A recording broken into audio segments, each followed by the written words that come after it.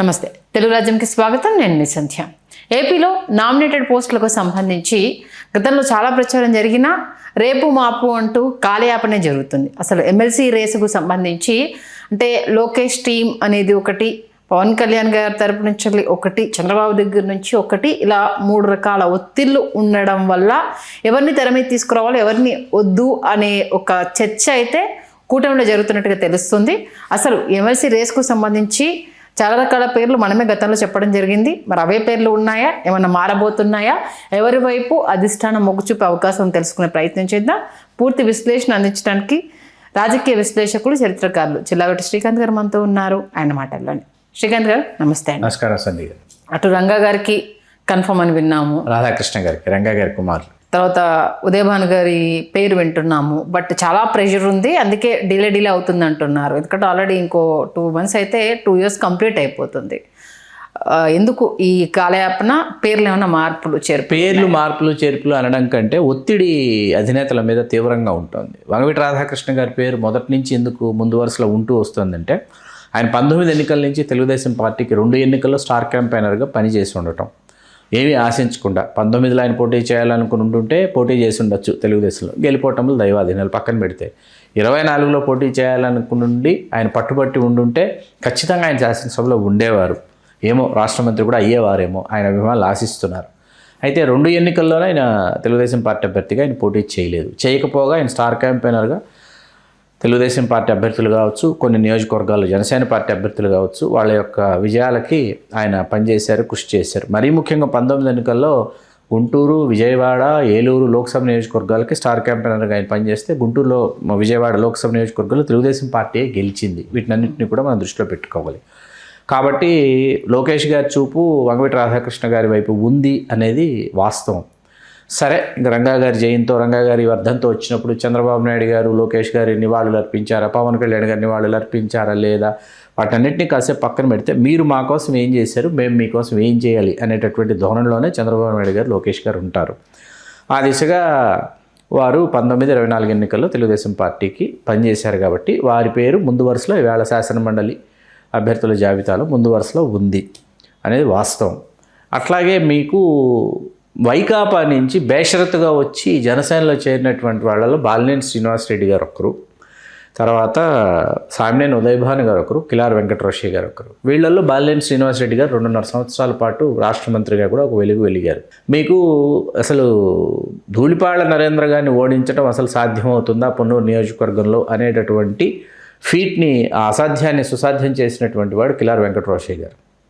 5 సార్లు వరుసగా గెలిచినటువంటి ధూళిపాళ్ల నరేంద్ర గారిని ఓడించి కిలార్ వెంకటరోషయ్య గారు ఆయనకు జైన్ కిల్లర్గా అక్కడ రూపాంతరం చెందిన తర్వాత ఆయన మంత్రి పదవి ఆశించారు, సాధ్యపడలేదు. రకరకాల సమీకరణాలలో వేరే వాళ్ళకి మంత్రి పదవి వైకాపాలో వాళ్ళు కట్టబెట్టడం జరిగింది. అంబటి రాంబాబు గారికి కట్టబెట్టాల్సి వచ్చింది చివరి 2.5 సంవత్సరాలు. ఉదయభాను గారి పేరు మొదట్లోనే ఉదయభాను, పేర్ని నాని, వీళ్ళిద్దరి పేర్లే మంత్రి పదవికి వైకాపా నుంచి, ఉమ్మడి కృష్ణా జిల్లా నుంచి చూసింది జగన్ గారు. పేర్ని నాని గారికి అవకాశం ఇచ్చి వచ్చే 2.5 సంవత్సరాల్లో మీకు అవకాశం ఇస్తామని చెప్పారు ఉదయభాను గారికి. ఆయన్ని విప్పుగా నియమించారు. ఆ తర్వాత 2.5 సంవత్సరాల్లో ఉదయభాను గారికి అవకాశం ఇవ్వాల.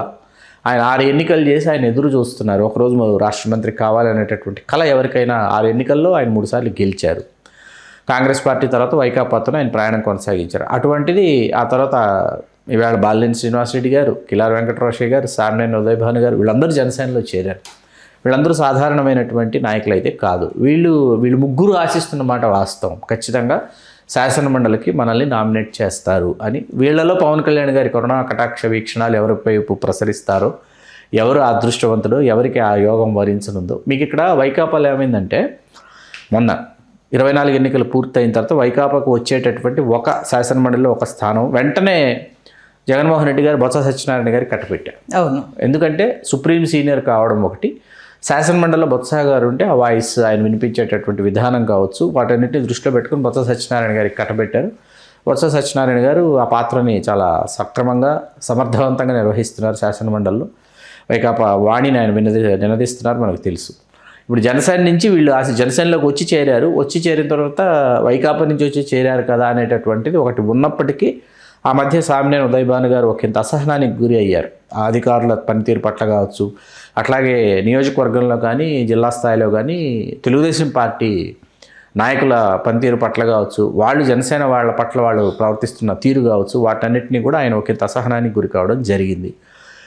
ఆయన ఖచ్చితంగా రేపు కూటమిలో అవునన్నా కాదనుకున్నా ఆయన ఒక ఎంపీ స్థాయి వ్యక్తి, 6 సార్లు ఎన్నికలు చేసిన వ్యక్తి, 3 సార్లు శాసనసభ్యుడైన వ్యక్తి, రేపు లోక్సభ ఏదో ఒక లోక్సభ నియోజకవర్గం నుంచి పోటీ చేసేటటువంటి స్థాయి ఉన్నటువంటి వ్యక్తి సామినేని ఉదయ్ భాను గారు. ఆయన ఆశించడంలో తప్పులేదు. మనం ఓడిపోయినప్పటికీ గుంటూరు లోక్సభ ఎంపీగా కిలారి వెంకటరోషయ్య గారు ఆయన పోటీ చేసి ఎంపీగా కూడా పోటీ చేసినటువంటి ఒక ట్రాక్ రికార్డు మీకు ఆయన రికార్డ్ చేసుకున్నటువంటి నేపథ్యం. అంటే వీళ్ళు పూర్తి స్థాయిలో నియోజకవర్గాలలో వాళ్ళ నియోజకవర్గాలలో వాళ్ళు ఎక్కడికి వెళ్లకుండా వాళ్ళు అక్కడ సమర్థవంతంగా రాజకీయాలను నెరిపేటటువంటి రాజకీయ నాయకులు అనమాట. అక్కడ ఎవరికైనా ఫేసెస్ ఆఫ్ ద పార్టీ అంటారు. Constituency wise who is the face, district wise who is the face, state wide who is the face అనేది ఒక సమగ్ర స్వరూపం పార్టీ నిర్మాణంలో. ఇక్కడ కొంతమందికి పవన్ కళ్యాణ్ గారితో కలిసి ప్రయాణం చేసినటువంటి వాళ్ళు పసుపులేటి హరిప్రసాద్ గారు కావచ్చు తిరుపతి, అట్లాగే పిడుగు హరిప్రసాద్ గారు కావచ్చు, లేకపోతే మనకి కేకే అంటారు కళ్యాణం శివ శ్రీనివాసరావు గారు కావచ్చు, ఇట్లా వీళ్ళందరూ కూడా చెప్పుకోదగ్గ నామినేటెడ్ పోస్టులు. ఒకరేమో ఎమ్మెల్సీ, ఇంకొకరేమో మన ఆంధ్రప్రదేశ్ హస్తకళల సంఘం అధ్యక్షులు పి హరిప్రసాద్ గారు, పోలీస్ హౌసింగ్ కార్పొరేషన్కి కళ్యాణం శివ శ్రీనివాసరావు, ఇట్లా చెప్పుకోదగ్గ స్థానాలలో పవన్ కళ్యాణ్ గారితో పాటు జనసేనలో ప్రయాణం చేసినటువంటి వాళ్ళు. తమ్మిరెడ్డి శివశంకర్రావు గారు ఎంఎస్ఎంఈ చైర్మన్గా బాగు చేస్తున్నారు. ఇట్లా ఉన్నారనమాట. ఇతర పార్టీల నుంచి వచ్చినటువంటి వాళ్ళు కొంతమంది మనం 24 ఎన్నికల్లో చూస్తే ఏకాఏకిన 11th అవర్లో తెలుగుదేశం నుంచి గతంలో తెలుగుదేశంలో ఉన్నవాళ్ళు, బుద్ధప్రసాద్ గారు లాంటి వాళ్ళు, లేకపోతే గతంలో వైకాపాలో ఉన్నటువంటి వాళ్ళు, మా తిరుపతి ఏ శ్రీనివాసులు గారు లాంటి వాళ్ళు, వీళ్ళందరూ కూడా జనసేనలోకి వచ్చి వీళ్ళు శాసనసభ్యులైన నేపథ్యం అక్కడ కనిపిస్తుంది. వాళ్ళు ఏకంగా శాసనసభ్యులు అయ్యారు. మేము అడుగుతున్నది వచ్చి చేరిన తర్వాత మేము ఇవే కదా మాకు ఇవ్వచ్చు కదా, మేము ఫుల్ ప్లెడ్జ్డ్ పొలిటీషియన్స్ కదా అని వీళ్ళు అంటారు. కాబట్టి వీళ్ళ వాయిస్ని కూడా మనం పరిగణలోకి తీసుకోవాల్సి ఉంటుంది. ఓకే. కాబట్టి పవన్ కళ్యాణ్ గారు ఈ ముగ్గురులో ఎవరి వైపు, ఎందుకంటే మన బాలినేని శ్రీనివాసరెడ్డి గారు ఒక స్టేట్మెంట్ ఇచ్చారు, మా నాయకుడు, మేము నమ్ముకున్న నాయకుడు, మమ్మల్ని నడిపించేటటువంటి నిజమైన నాయకుడు మా పవన్ కళ్యాణ్ గారు అని చెప్పేసి ఒక స్టేట్మెంట్ బాలినేని శ్రీనివాసరెడ్డి గారు మళ్ళీ ట్వీట్ కూడా పెట్టేసి డిలీట్ చేశారు. అక్కడికే వస్తున్నా. సరే, కిలారి వెంకటరోషయ్య గారు, సామినేని ఉదయ్ భాను గారు కొంత కినుక వహిస్తున్నారు. వాళ్ళకు ఎవరిలో ఈ ముగ్గురులో ఎవరిని ఆ యోగం భరించనుందో శాసన మండలికి వెళ్ళేటటువంటి యోగం చూడాలి సంధ్య గారు. ఓకే. మొత్తానికైతే ప్రతి దాంట్లో ఉత్కంఠ అయితే కొనసాగుతుంది.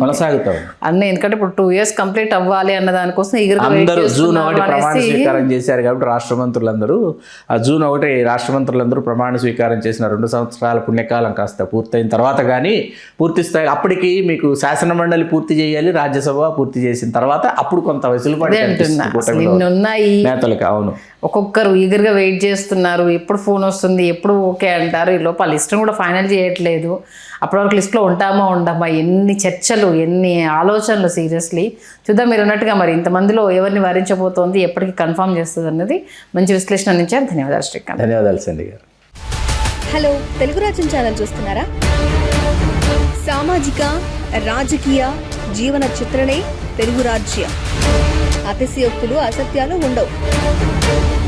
రాజకీయ కోణం కాదు, ప్రజా కోణమే కొలబద్ద.